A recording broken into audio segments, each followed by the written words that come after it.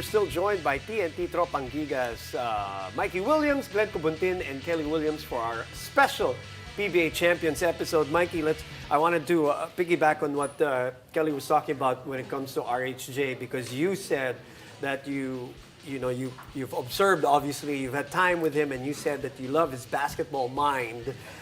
Can you expound on that when it comes especially to the finals and the situations that you saw him in and how he navigated through all of it? It's definitely his basketball IQ that really, that I observed that really got me.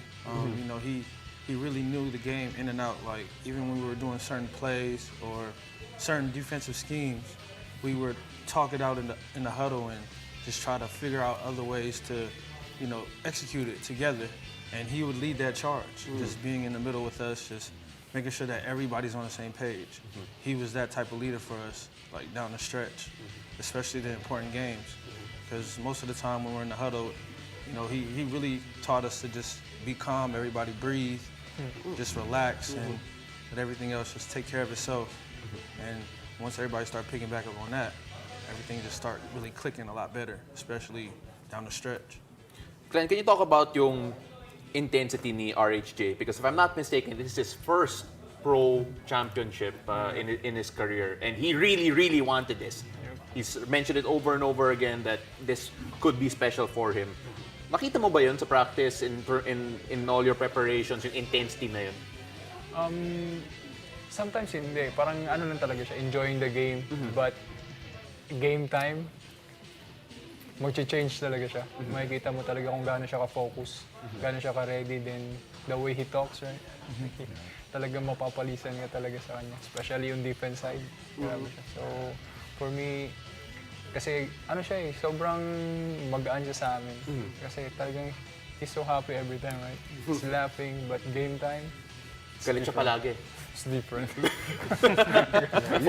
You can see the difference. Yeah, you can see the difference. It's like something clicks, and he's like, I think that's just the NBA side. It's just like he just knows when it's time to go. It's time to go, and he'll get guys locked in, and he goes into his zone, and it's. Initially, we were like, okay, should we talk to him or do we approach him? But then you just see, like, no, he's just intense, and even if he's yelling or whatever, he's really trying to convey, clear messages. And I think we really learned, I think, as players, as professionals, how it works, and just the mind of someone, like Mikey says, with such a high IQ in the game. I want to talk about the three-point shooting in this series. That's a wonderful topic. Oh, Mikey, first of all, obviously everybody already talked about Game 6. But even in Game 4, obviously, when you guys had like 21 triples, right? I think you're the first one who has like 8 or more in a series twice. And anybody can jump in this conversation. What was the three-point shot? We've seen it as fans, but what was it like for you guys hoisting up all of these threes? Especially Ginebra wasn't, it's not like they were outdone. They had an 18 triple game, a 15 triple game too. This series was just, and I want you to chime in on this too, Kay, because you've seen the game evolve also to what it is now. Mikey, first you and your fiery hands. One of our strategies was the coaches kept saying whoever wins the three-point battle will win the game. Yeah. And I think we just took that to heart, and we really just tried to hoist as much as we could, hoping everything would fall. And we kind of owe it to them, because that really was the focal point of what will help us continue to win. Yeah. So. And just to put some numbers in that, I remember Game 4, you guys shot 48% from beyond the arc. Ginebra shot 50%, but you shot more, and that was really the big difference there.